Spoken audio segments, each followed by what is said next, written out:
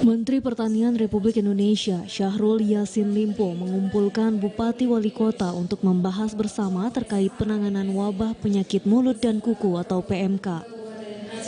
Dalam pertemuan ini, Menteri Pertanian Syahrul Yassin Limpo mendengarkan laporan dari 6 bupati dan wali kota terkait wabah PMK yang menjangkit hewan ternak jenis sapi di masing-masing daerah.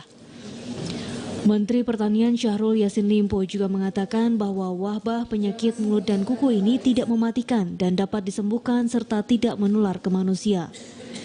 Selain itu, dagingnya dipastikan bisa dikonsumsi masyarakat. Syahrul Yassin Limpo mengapresiasi kinerja pemerintah Aceh dan pemerintah kabupaten kota, terutama Kabupaten Aceh Tamiang yang dengan cepat melakukan pengendalian wabah ini. Atas dasar langkah cepat pengendalian ini, Syahrul Yassin Limpo mengajak para bupati dan wali kota untuk menyepakati bahwa saat ini Provinsi Aceh tidak lagi masuk daerah darurat PMK, melainkan masuk ke tahap pengobatan dan recovery.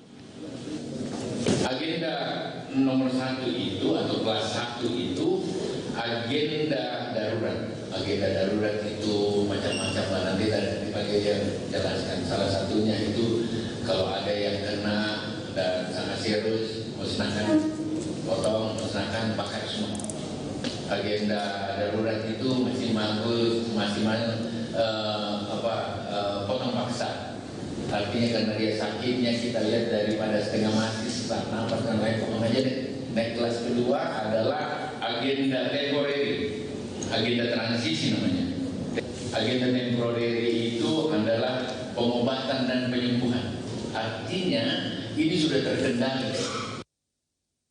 Sementara itu, Bupati Aceh Tamiang Mursil dalam laporannya menyampaikan dari jumlah hewan ternak sapi di Aceh Tamiang sebanyak 4.449 ekor.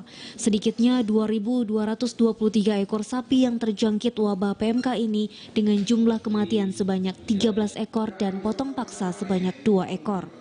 Jumlah ternak kami di Aceh Tamiang ada 44.495 ekor. Jumlah yang kemarin terindikasi PMK ini ada 2.273 ekor. Jumlah yang mati itu 13 ekor, sedikit sebenarnya.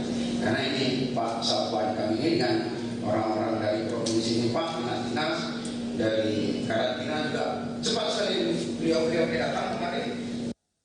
Selain Bupati Aceh Tamiang, dalam rapat koordinasi ini juga turut dihadiri 5 kepala daerah lainnya, yakni Wali Kota Langsa, Bupati Aceh Timur, Bupati Aceh Utara, Bupati Biren, dan Bupati Aceh Besar.